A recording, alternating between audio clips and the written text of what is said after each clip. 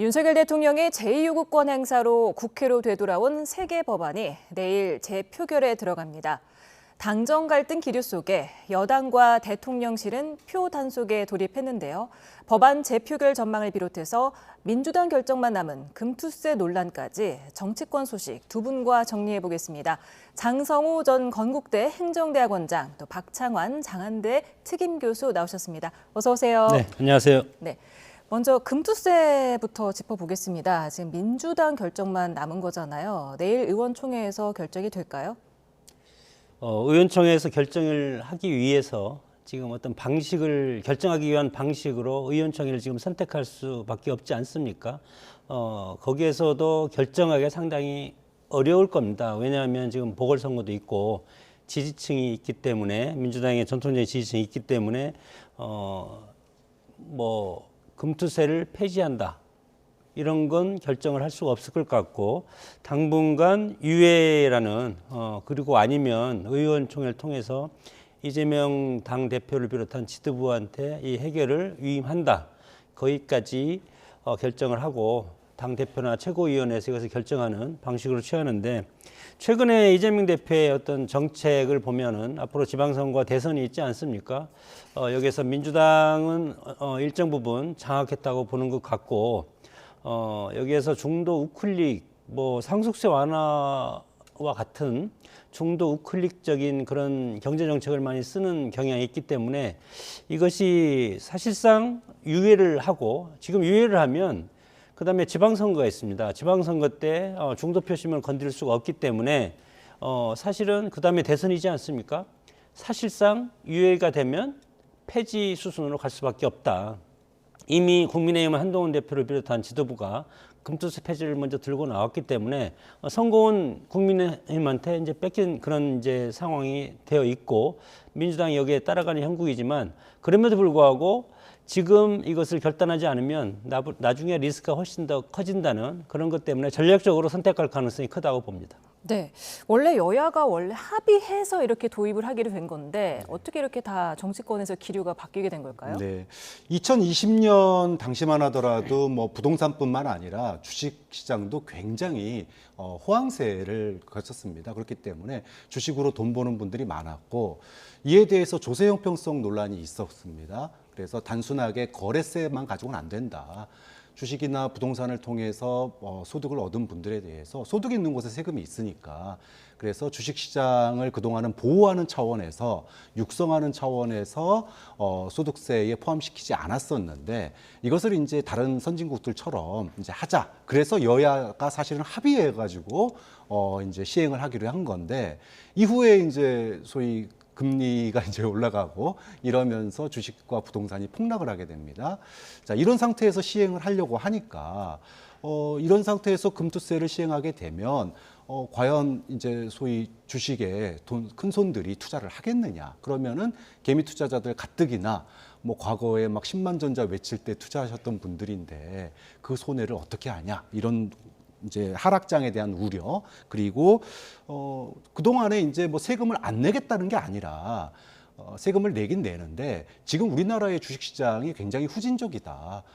정보 공개라든지 소액 주주들에게 소액 투자자들에게 대기업들 총수들의 어떤 소위 오너 리스크라든지 또 정보 공개도 제대로 안 되는 이런 부분들에 대해서 먼저 투자할 여건을 만들고 세금을 걷어야 되는 거 아니냐. 그리고 장기적인 투자, 예를 들어 주식을 갖다가 단타 매매하는 게 아니라 5년, 10년 이렇게 보유할 때는 거기에 대해서는 또 세금을 갖다 좀 우리나라 주식시장을 위해서 좀 깎아줘야 되는 거 아니냐. 이게 이제 사실은 개미 투자자들의 요구거든요.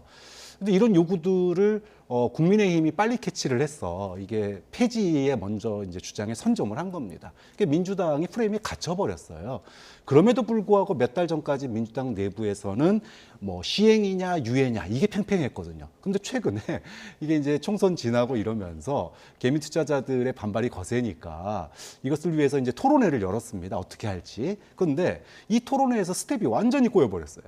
한 의원이 그렇게 국내 주식시장이 어려워질 것 같으면 인버스에 타라 이렇게 얘기를 하면서 뭐 망하길 바라는 것 같은 이런 뉘앙스가 풍겨버리니까 완전히 스텝이 꼬여서 지금은 뭐 시행이냐 유예냐가 아니라 유예냐 폐지냐 이런 논란이 벌어질 정도로 민주당의 분위기가 바뀌었습니다. 당내 분위기는 이런데 민주당 지지층의 분위기는 또 달라요. 아니 소득이 있는 곳에 세금이 있는 거지 금투세라는 게 5억 이상 그 수익이 생기는 사람들에 대해서 5천만 원 이상의 수입이 생기는 사람들에 대해서 세금을 매기는 거잖아요.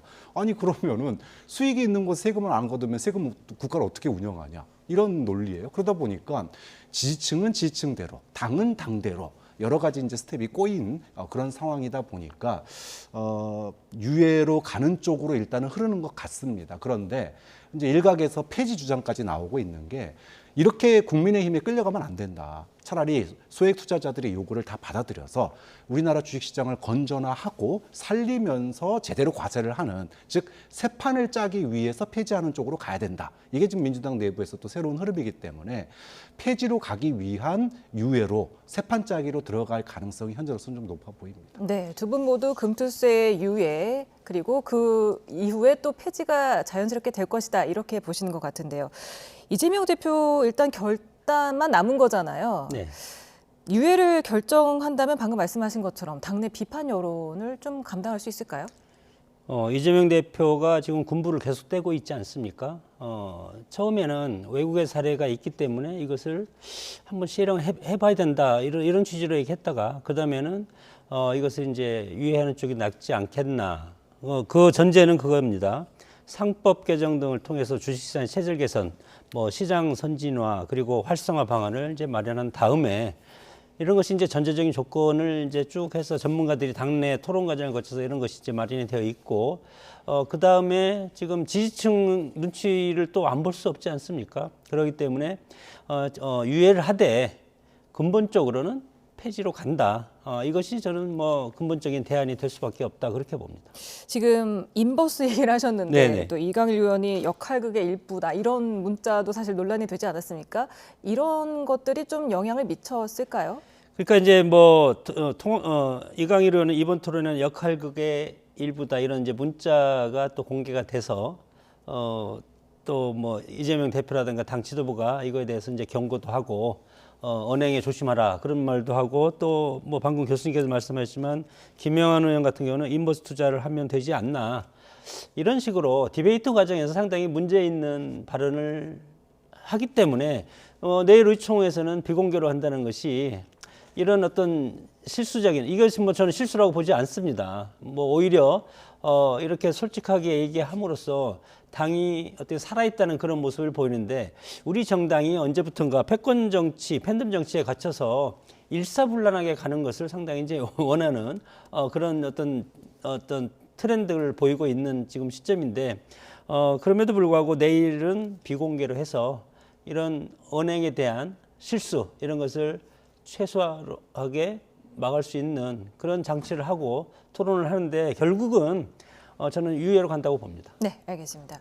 전운이 고조되고 있는 국회 상황도 한번 짚어보죠. 윤석열 대통령이 김건희 여사 특검법을 포함해서 3개 법안의 제2요구권을 행사하면서 다시 법안이 국회로 되돌아갔습니다. 여야의 평가 먼저 화면으로 만나보시죠.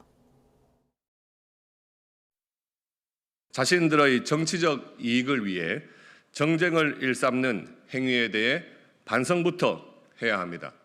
윤석열 대통령은 주권자인 국민이 명령한 의무를 다하지 않는 대통령에 대한 국민의 심판을 두려워해야 합니다. 네, 이번이 24번째 제2요구권 행사입니다. 뭐 잘잘못을 따지거나 뭐 원인을 가리기 전에 역대 정권 중에 이렇게 제2요구권 행사가 많이 나왔던 적이 있습니까?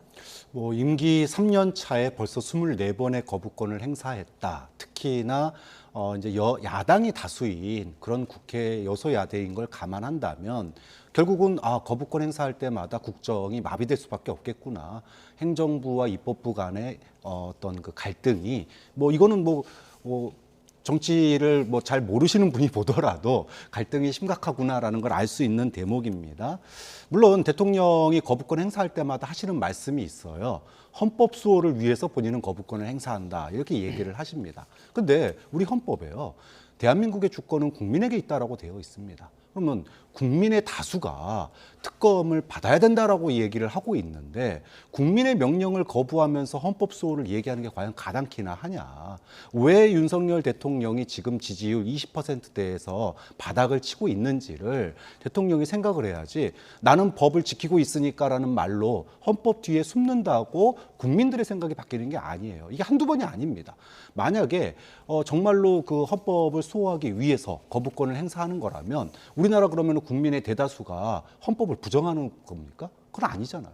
그런 점에서 정치를 왜 하는지 국민의 명령을 저는 마음에 새길 필요가 있다. 그렇게 국민의 명령을 거부하면서 헌법 수호 얘기하는 게 얼마나 국민들 눈에 정말로 이상한 나라로 보이는지에 대해서 정말 심각하게 고민해봐야 됩니다. 네, 어떻게 보셨습니까? 그 민주주의라는 것은 대화와 타협 그리고 소수의 의견을 존중하는 것이 민주주의의 본령입니다.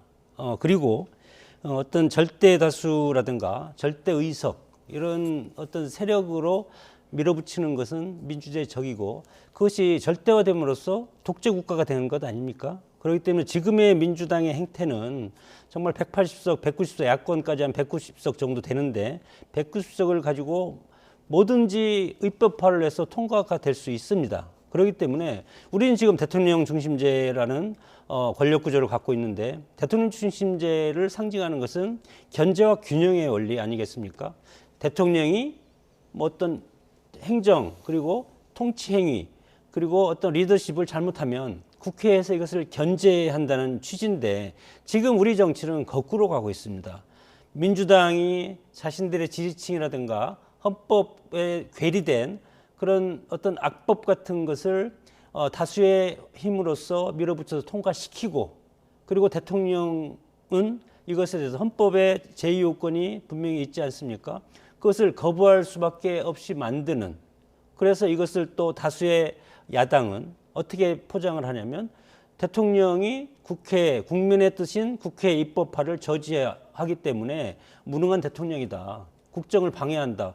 그래서 우리는 보면은 민주당은 지금 현재 어떤 이런 정치를 내각제처럼 지금 끌고 가는 그런 착각을 하고 있다고 봅니다. 그렇기 때문에 저는 윤석열 대통령 임기 끝날 때까지 한 100번 정도 거부권, 제2요건이 있을 가능성도 있다. 지금 이런 이제 형태로 보면은 그러나 뭐 이재명 대표의 사법리스크가 어떻게 결론을 날지 그리고 야권이 어떻게 또 재편이 될지 아니면 단일 대우로 갈지 여러 가지 상황이 앞으로 이제 변화가 이제 올 가능성이 상당히 크기 때문에 지금처럼 이렇게 일방적으로 끌고 가는 것은 아니라고 봅니다. 국민의힘도 일정 부분 국민의 45% 정도 지지를 받고 있는 지난 총선이라든가 대선 때 또 윤석열 대통령을 탄생하지 않았습니까? 그렇기 때문에 보수와 진보, 자유와 평등이 같이 가는 것이 민주주의의 본령적인 그런 모습인데 지금 같아서는 민주당이 먼저 공격을 합니다.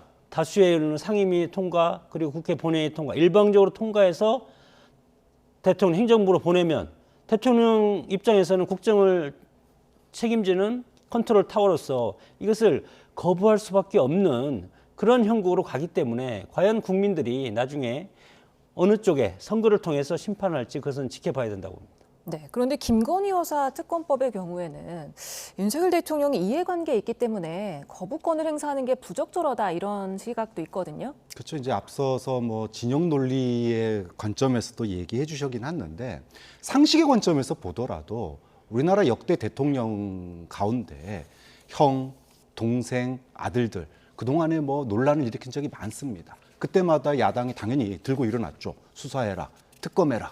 그런데 역대 대통령 중에 그 가족들의 수사와 특검에 대해서 거부권을 행사한 사례가 단 한 번도 없습니다. 근데 유독 윤석열 대통령만이 본인이나 그다음에 대통령 다 본인의 그 부인에 대해서 이런 특검에 대해서는 수차례 거부권을 행사하고 있어요. 역대 대통령이 이런 사례가 없다. 과거 독재 정부라고 했던 반권위주의 정부라고 했던 그런 대통령들도 가족에 대한 수사를 갖다가 거부한 적이 없다. 그런 점에서 윤석열 정부가 지금 제대로 가고 있는 건지 생각을 해봐야 되고요. 물론 뭐 최상병 특검과 관련된 말이긴 하지만 지난 5월 달에 우리 국민들은 기억을 하고 있습니다. 윤석열 대통령이 자신의 목소리로 뭐라고 그랬냐 하면 국민이 납득하지 못하면 내가 나서서라도 특검을 요청하겠다 그랬습니다. 물론 최상병 특검에 대해서 한 얘기입니다. 하지만 최상병 특검에 대해서 국민이 납득하지 못했습니다. 또 김 여사 불기소에 대해서 납득하지 못했습니다. 그래서 특검이 올라왔어요. 국민이 납득하지 못해서 수사하라고 그러는데 그걸 거부권을 행사하십니다. 왜 본인이 약속을 한 것도 지키지 못하십니까? 이거는 뭐 진영 논리니 보수니 진보니 헌법 이런 걸 떠나서 국민들의 눈높이 상식의 수준에서도 도저히 묵과할 수 없는 거부권 행사다. 그래서 어떻게 본인과 가족에 대한 수사에 대한 거부권을 행사할 수 있느냐라고 하는 이런 국민들의 한탄이 지금 20%의 지지율로 나타나고 있는 겁니다. 네, 그런데 지금 당정 갈등이 부각되면서 여권에서 좀 미묘한 기류가 감지되는 것 같습니다. 아마도 이번이 마지막 부결이 될 것이다. 다음엔 장담을 못한다. 이런 말들이 나오던데요.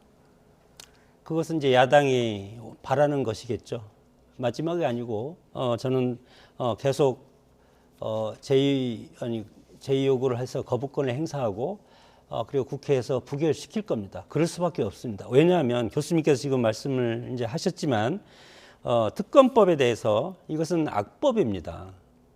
왜냐하면 특검의 내용을 보면 대통령이 헌법 정신에 맞는 규정이 있으면 통과시킬 겁니다. 그러나 이것이 왜 악법이냐면 뭐 예를 들어서 현직 대통령을 겨냥하고 최상병 특검 마찬가지로 현직 대통령은 형사 소추권이 없지 않습니까? 그리고 김건희 여사 특검법도 마찬가지로 죄형 법전주의에 입각해서 보면은 뭐 디올백이라든가 이런 것도 마찬가지로 적용 법조항이 없지 않습니까? 그러면 특검을 한다고 해서 무엇으로 처벌을 할 겁니까? 검찰이 처벌을 할 수 없는데 또 공천 개입한다고 그러지 않습니까? 최근에 그러면 김건희 여사는 민간인입니다. 민간인 공직자면 선거 개입하면 선거법으로 처벌할 수가 있는데 민간인이 개입하면 처벌할 수가 있어요. 설령 개입한다 하더라도. 그리고 도이치모터스 마찬가지입니다. 이것도 350페이지 정도 판결문이 있는데 전주 손 씨는 아예 70억을 대출을 받아서 사고 팔고 거래하고 협박까지 주포한테 협박까지 하고 이런 것이 있지만 전혀 그런 것이 없지 않습니까? 그렇기 때문에 죄형법정주의라는 틀에서 보더라도 이 특검법의 구성력 그리고 고발한 민주당이 특검이 마음에 안 들면 대법원장이 추천한 특검이 마음에 안 들면 거부권을 하고 이것이 민주주의입니까? 그렇기 때문에 거부권을 할 수밖에 없고 특검 정국이 계속 가도 국민의힘은 계속 다시 넘어와도 그것을 부결시킬 수밖에 없다. 그렇게 저는 봅니다. 네, 어제 윤 대통령이 국민의힘 원내지도부와 만찬을 하면서 지금 한동훈 대표가 빠졌단 말이에요. 이를 두고 또 뒷말이 무성하게 나오는 것 같습니다. 나올 수밖에 없죠. 한동훈 대표가 지난번 그 신임 지도부 만찬 때도 20분이든 30분이든 본인과 좀 독대를 해달라. 이 얘기를 그 전에 2달 동안 했다고 그래요. 안 되니까 결국 언론에까지 흘러나온 겁니다. 어느 쪽에서 흘렸는지 모르겠지만. 자, 그러면서 결국 독대 안 됐잖아요. 소위 말하면 뭐 의정 갈등이니 이런 거에 대해서 쓴소리를 할 수 있는 분위기가 아니어서 한마디도 못하고 나왔습니다. 나오면서 뭐라고 그랬습니까? 다음에라도 꼭 독대를 요청합니다라고 했습니다. 그럼에도 불구하고 가볍게 무시하고 원내대표가 만나자 그러니까는 득달같이 만났습니다. 원내대표가 만났는지 대통령이 호출했는지 모르겠지만 결국은 누가 보더라도 한동훈 대표를 패싱하고 있구나. 이게 너무 눈에 보이는 거예요. 그럼 결국은 왜 원내대표를 불렀습니까? 결국 거부권 행사하자마자 지금 원내대표랑 만찬 활동한 거 아니에요. 그럼 뭡니까? 국민의힘 의원들 표단속해라. 이탈표 생기지 않게 표단속해라. 이거예요. 뭐 아까 앞서서 뭐 처벌할 규정이 없으니까 처벌 못하는 거다. 악법이다. 그리고 뭐 민간인인데 어떻게 처벌하냐. 뭐 이런 얘기 하셨는데 그동안에 모든 뉴스의 중심이 김 여사예요. 지금 뭐 인사 문제, 공간 이전 문제, 공천 문제, 뭐 여러 가지 문제에서 김 여사가 뭐 권한이 없는데 지금 나오고 있는데 이걸 뭐라 그러냐 하면은요. 우리는 국정농단이라 그럽니다. 그렇기 때문에 이 부분에 대해서 국민들이 처벌법이 있나 없나를 따지는 것이 아니라 어떻게 그분 이름이 계속 이 뉴스, 대한민국 뉴스의 중심에 계속 서고 있는 건지 이 상황에 대해서 명확하게 밝혀라라고 요구하는 게 지금 야당의 특검 요구예요. 이 부분에 대해서 지금 여권 내에서도 이거 김 여사가 사과해야 되는 거 아닙니까라는 목소리가 나오는데 그 목소리는 아예 제외해버리고 자신과 같이 일했던 본인과 장관 생활을 하고 본인의 말을 잘 듣는 사람들만 따로 부른다. 누가 보더라도 이거는 결국은 대통령의 독단과 독선이 그대로 행해지고 있구나라고 하는 거를 국민들이 느낄 수밖에 없는 장면인 거죠. 김건희 여사의 이제 국정농단이라는 표현은 좀 오버했다고 저는 생각이 들고, 김건희 여사가 어떤 형사처벌이라든가 그리고 유죄 확정이 된 것이 있습니까? 그런 것이 저는 아직 없다고 생각이 듭니다.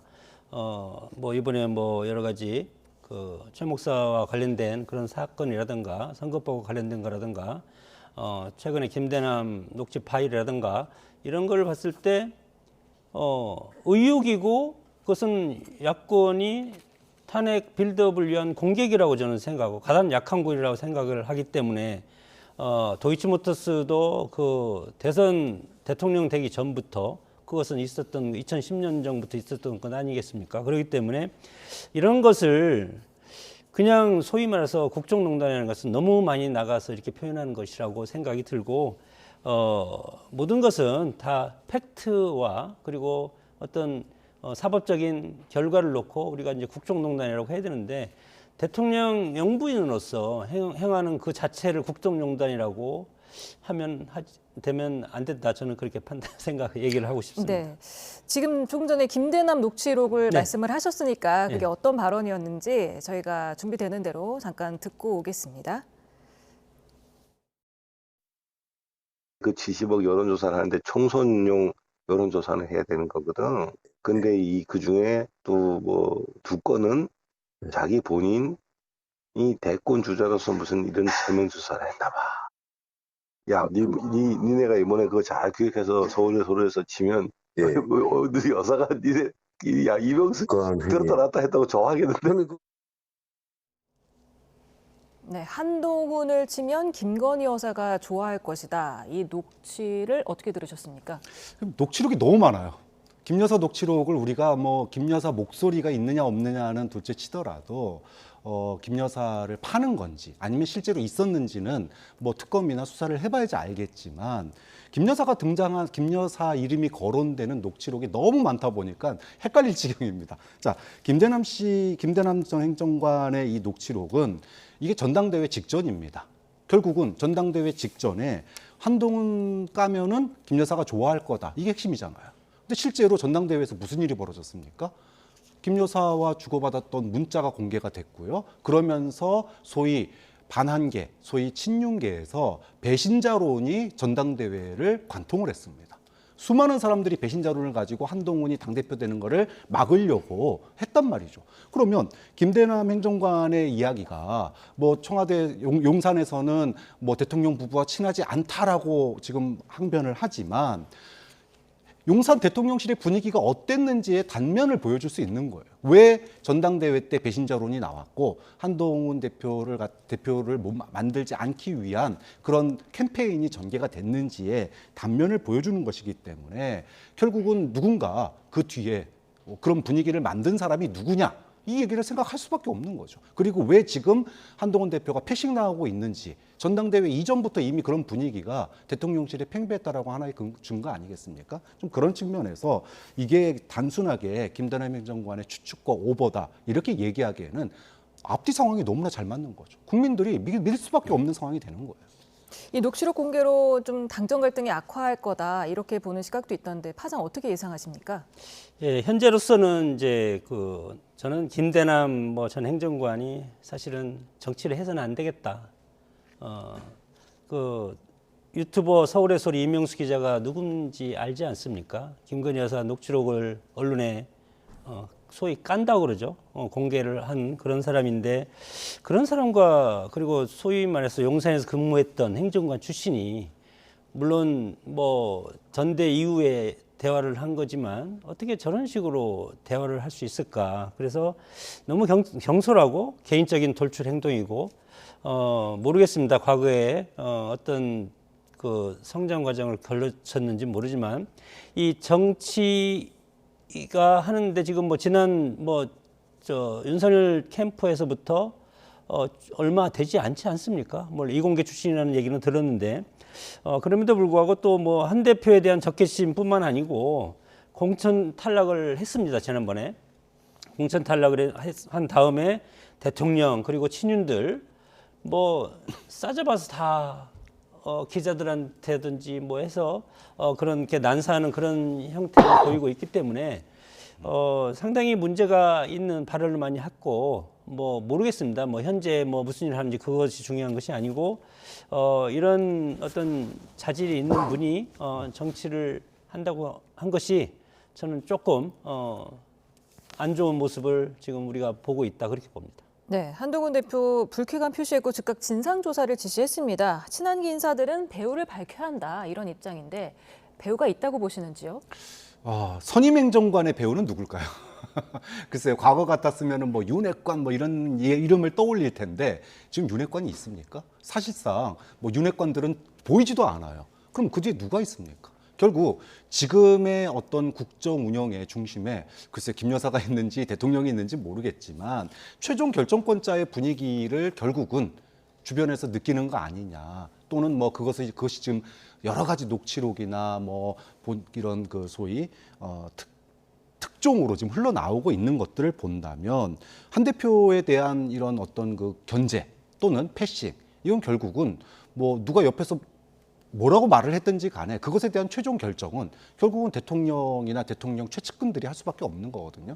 그런 점에서 본다면 뭐 이게 한동훈 대표로서 배우를 밝힐 수 있을까? 지금 대통령과의 관계를 최대한 부드럽게 가져가려고 노력은 하고 있습니다만은 그 배우의 중심에는 결국은 대통령이 있기 때문에 이거는 뭐 윤한 갈등의 본질에 해당하는 부분이다. 앞으로 이거를 한동훈 대표가 건드리지 않고 본인의 차별화를 해낼 수 있을까라고 하는 그 어려운 숙제, 고양이 목에 박을 달기 수준 아니냐 이렇게 봅니다. 네. 이 이제 배우라는 것이 사실은 한동훈 대표 입장에서 상당히 자극적인 용어지 않습니까? 그런데 오늘 이제 한동훈 대표가 이 배우가 용산 대통령실에서 입장 발표를 했습니다. 김대남 전 선임 행정관과 그 선임 행정관의 그 오늘 발언 이런 것은 대통령과 관계가 없고 대통령이라든가 김건희 여사랑 서로 통화하는 그런 아는 사이가 아니다 이렇게 이런 입장 발표한 후에 그럼에도 불구하고 이제 배우를 밝히겠다. 근데 이미 탈당을 했기 때문에 탈당을 하면 당원이 아니지 않습니까? 당원이 아닌데 이것을 어떤 감사를 통해서 어떻게 배우를 밝힐지 그것은 좀 어렵겠지만 한동훈 대표 입장에서도 여러 가지 억울한 측면은 있는 것은 사실인데 정치인 큰 정치를 하려면 이런 거 저런 거 다 가슴속에 넣고 이제 삭히해야 되는 그런 것이 참 정치가 어려운